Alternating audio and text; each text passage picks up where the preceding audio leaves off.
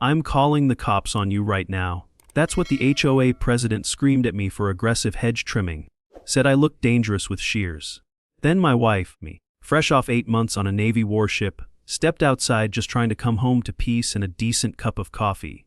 But Janice Whitlock didn't want peace. She wanted power, and apparently, me, hedge trimming violated her HOA's Geneva Convention. So she called in a threat with a weapon. Cops showed up expecting Rambo. But when my wife walked out, me, cool as command, the moment she revealed who she really was, everything changed. That woman's face went completely white and her world started crumbling. Comment your location. Me. I spent 3 days painting that banner. Navy blue letters, white background, clean font. Not Comic Sans, I have standards. It said, me, welcome home Commander Cruz. Because my wife had just come back from 8 months on the USS Vicksburg and deserved something better than awkward handshakes and freezer lasagna. But apparently, Janice Whitlock, the HOA president with the emotional range of a rotary phone, decided my patriotism violated Section 14.2 of Aesthetic Harmony Guidelines. That's OA code for, don't do anything that brings joy unless it matches beige. She didn't knock me. She didn't wave. She marched across my lawn like she was reenacting Normandy and whipped out a measuring tape like it was Excalibur. She measured the banner from 3 angles, took photos, me, and muttered into a little notebook like I'd installed a meth lab on my porch. When I asked, is there a problem?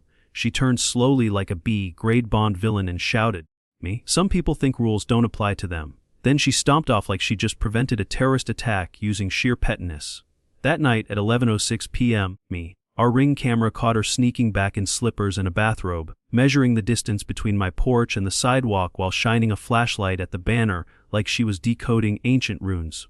My wife, me, who just got home from chasing pirates and coordinating ship movements in the Gulf, watched the footage with the same expression. She gives a threat assessment, head tilted, jaw tight, me, eyes like twin lasers of tired disbelief. She sipped her coffee, hit pause, and said, this woman's planning something. And let me tell you, when a Navy commander says that, you listen. The next morning, I woke up to an email titled, Violation Notice Section 14.2 Unauthorized Signage. Just like that, Janice made it official the war had begun. But what she didn't know, what she couldn't possibly know, is that the woman she just tried to intimidate once negotiated ceasefires with armed warlords. And me, I've got Photoshop, sarcasm, me, and a 6-month supply of screenshots. She thought my banner was a violation. Wait until she sees what I've been hanging in the background all along. I used to think the mailbox was for bills, birthday cards, me, and the occasional newsletter about pancake breakfasts. But ever since Janice Whitlock got a taste of Fox Power and a fresh ink cartridge, it became her personal hate dispenser. Monday, unauthorized garden gnome. Tuesday, doormat not aligned with entry symmetry. Wednesday, excessive bird feeder sparkle. It was like playing OA violation bingo and I was winning by losing. Me laughed the first time. The third time she muttered, I've dealt with Somali pirates more reasonable than this. By Friday we had a printed stack of warnings taller than the hedges that started it all. My favorite, visual hostility hydrangea intensity level 3. Janice had started assigning threat levels to flowers. I half expected her to roll up with a drone strike on the tulips. Me started documenting everything. Photos, timestamps, witness statements like it was a low-budget episode of Law and Order Lawn Victims Unit. We even caught Janice pacing near our house with a clipboard and one of those rolling measuring wheels, mumbling, this is not a garden, it's an affront to community order. Then it got weird. The HOA guidelines were updated mysteriously 2 weeks before Naomi got back, and every rule, a direct hit on our yard. Wind chimes banned. Maximum height for welcome signs reduced by half. A new clause forbidding, applied patriotism not pre-approved by the board, which I think was just HOA speak for. Don't remind us you served if it doesn't match our throw pillows. Naomi raised an eyebrow when she read that one and said, feels personal. I said, no, this is art. She's building a petty dictatorship, one shrub at a time. The final straw came on a sunny Saturday when I trimmed the hedges into symmetrical bliss. No shears of mass destruction, just clean lines and zero chaos. The next morning, 100 fine for hedge aggression. Naomi stared at the notice deadpan. So plants are violent now. I told her maybe we should arm the hydrangeas. Meanwhile, Janice was across the street explaining to poor Mrs. Lutz how windmill lawn decor could attract legal scrutiny. I swear, if someone had sneezed out of rhythm, Janice would have written it up as uncooperative nozzle activity. The fines weren't just paper, they were psychological warfare.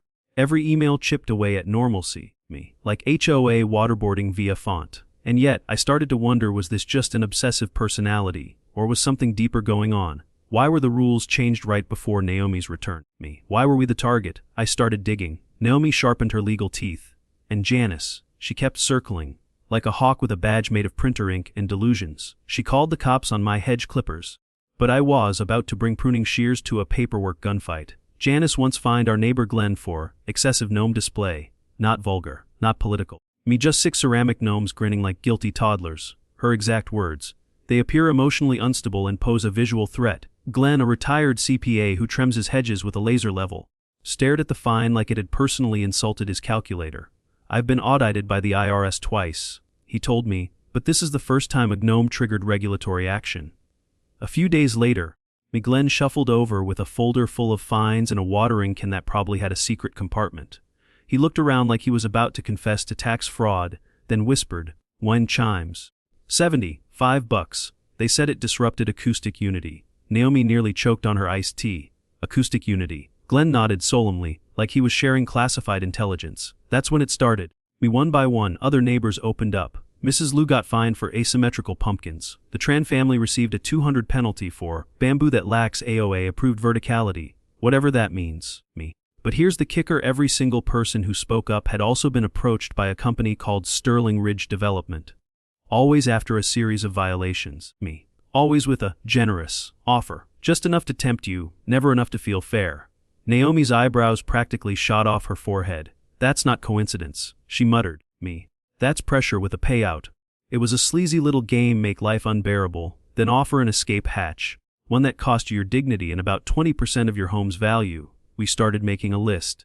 Violations, dates, the order of harassment. Glenn pulled out spreadsheets faster than a poker player showing aces. It all lined up too perfectly. The cherry on this HOA-flavored sundae came when Naomi did a casual LinkedIn search and found that Janice's cousin, a man named Todd with a suspicious mustache and business development guru in his title, worked at Sterling Ridge.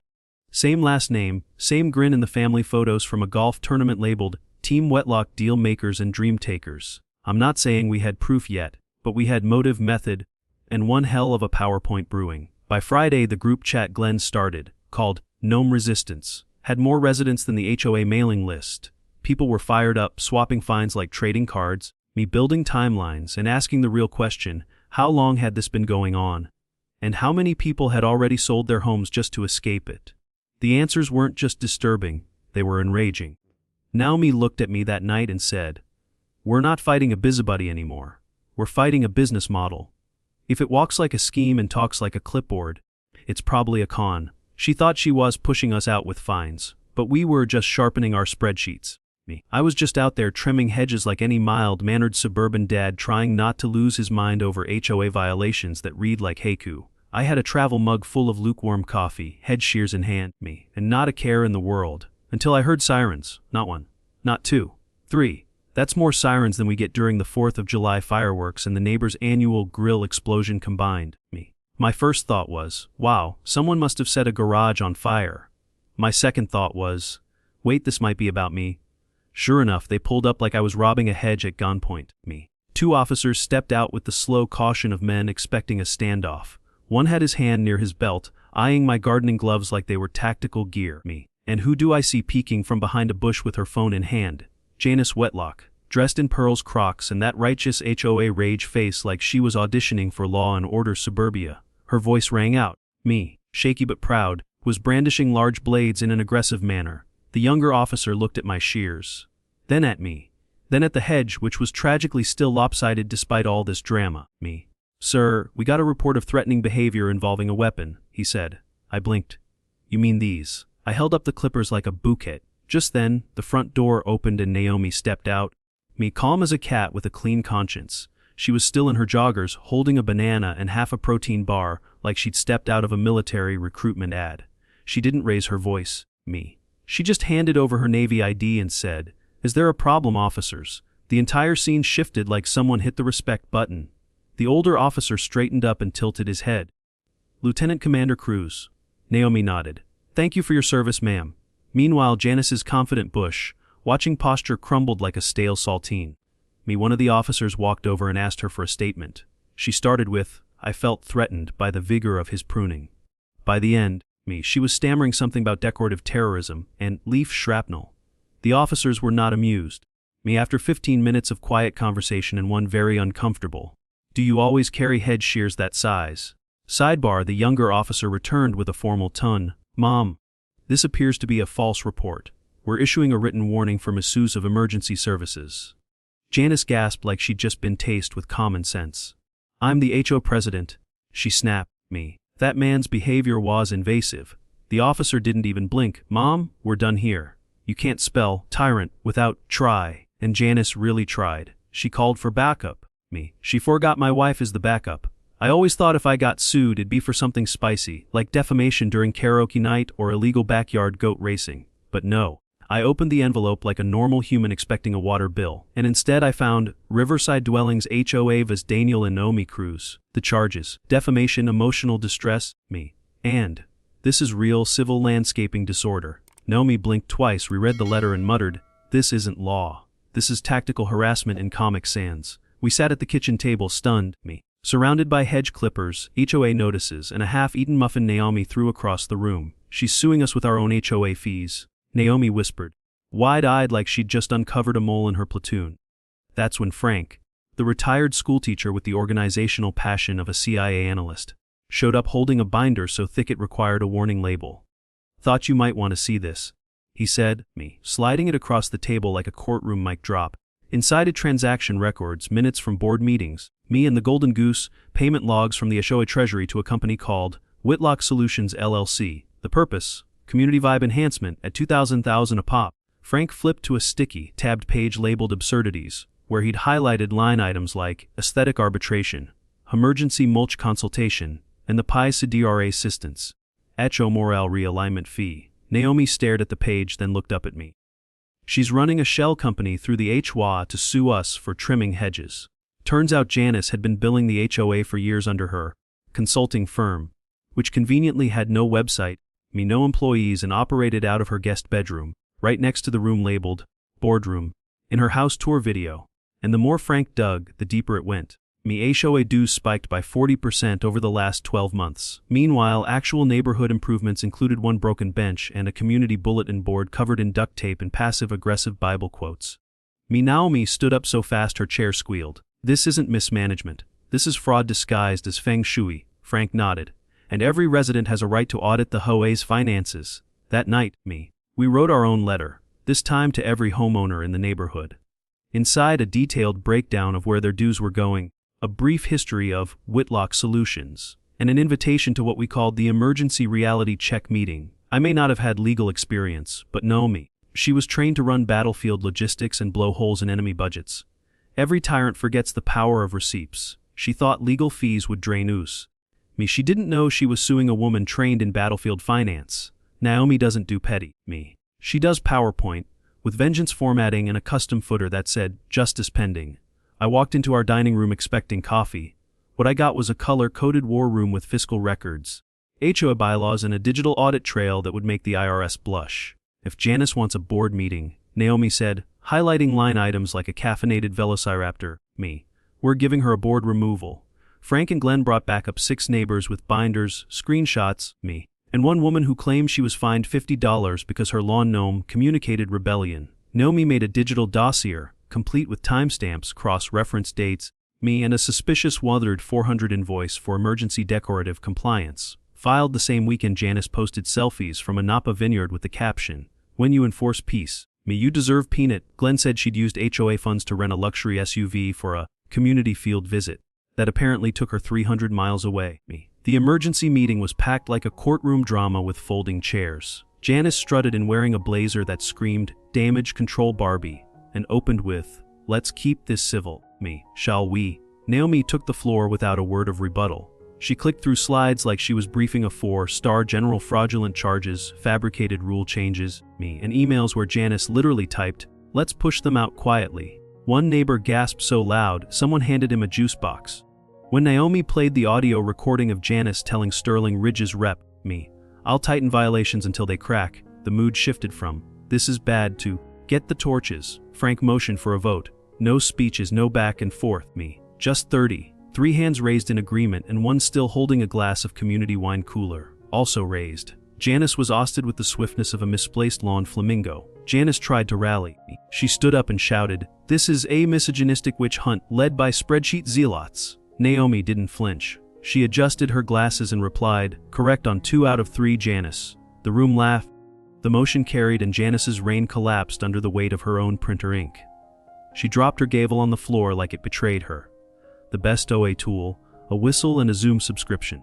She lost the gavel. Next, we were taking back every inch of what she sold out. Naomi's always been good at puzzles, crosswords, encrypted codes, contracts written in lawyer dialect. But this time, she solved one that smelled like real estate and cheap Chardonnay. She cross-referenced the dates when HOA fines mysteriously skyrocketed with the property acquisition timeline of a development project called Sunset Meadows.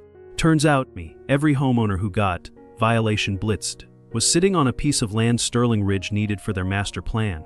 And guess which little bungalow sat directly across their proposed entrance? Ours.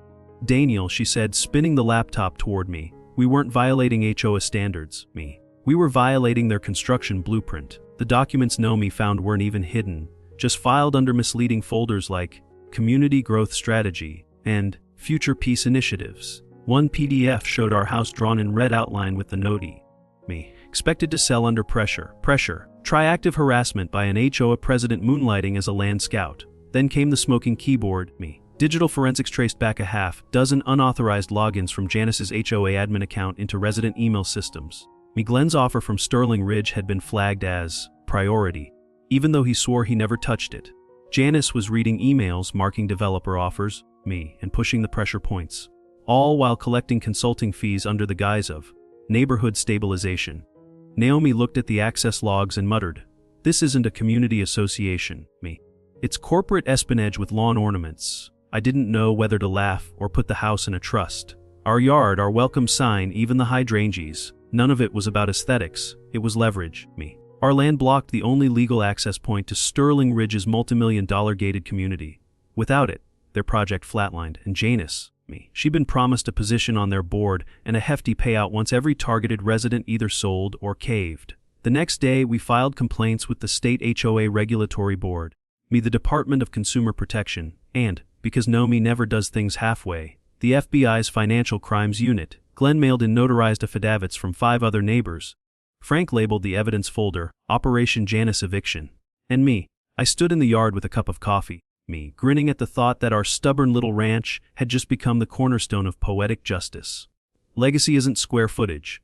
It's standing your ground on principle. She thought she could bulldoze use. We just turned our front lawn into a federal case. Janice thought she'd rise from the ashes like a Awe phoenix. Instead, she tripped over a bake sale table while campaigning for city council and got booed by a 6th grader holding lemon bars. Her slogan, Restore Order, Reinvent Community. Her platform, apparently, revenge zoning. Naomi saw the campaign flyer and deadpanned. That's a bold move for someone who once fined a toddler for sidewalk chalk. 2 weeks later, the real miracle happened. Janice's house hit the market, quietly. No sign in the yard, just a digital listing titled, Cozy Home, Firm Rules. Naomi caught it faster than a cat meme in a group chat. She sent the link to her cousin Tony, a part-time DJ with no HOA trauma and zero interest in landscaping. He made a cash offer 10% under asking. They accepted. By Thursday, the house that once birthed 36 violation notices was owned by a man who blasts funk remixes and stores a broken jet ski in the foyer. With Janice gone and the HOA board legally dissolved, the neighborhood transformed like a therapy session for stressed lawns. Community fees dropped by 40%. Glenn replaced the neutral aesthetic mailbox. Signs with hand-painted gnome posts. Frank set up a mini library under a tree. Naomi rehung her original banner on our porch, only this time it had glitter trim. Even the grumpiest neighbors started waving again, like their souls were recovering from paperwork trauma. And I had one last project. I mounted a custom plaque on our mailbox that read, "Violators will be mocked on YouTube." Tourists took selfies. Delivery drivers chuckled. HOA survivors from other neighborhoods stopped to leave thank you notes in our mailbox. It was petty, poetic, and permanent. Just how we like our justice served. The best revenge isn't petty. It's public, permanent, and funny. So that's how it ended, not with a courtroom meltdown or a victory speech, but with a glitter banner, a funk remix, and one deeply confused jet ski. Janice tried to conquer a neighborhood with fear and fines. But what she didn't count on was community. We didn't just beat her, We reclaimed our peace, rewrote our rules, and proved that when good people document receipts, even the loudest clipboard loses its voice. Me. And here's what this whole saga really taught us: justice doesn't always wear a robe. Sometimes it shows up in spreadsheets, casseroles, and neighbors who finally say, enough. Legacy isn't about property value. It's about standing your ground, quietly at first, and then with a microphone, a whistle, and a BBQ grill. If this story reminded you that you're not crazy, the system is. Drop a comment below. Tell us your HOA horror stories. Share this with someone who needs a good laugh or a little courage. And don't forget to like, subscribe, and ring the bell, because trust me, the next story is wilder than a 75 fine for emotional hydrangeas. This is Daniel and Naomi, HOA free and pressure washed, signing off for now.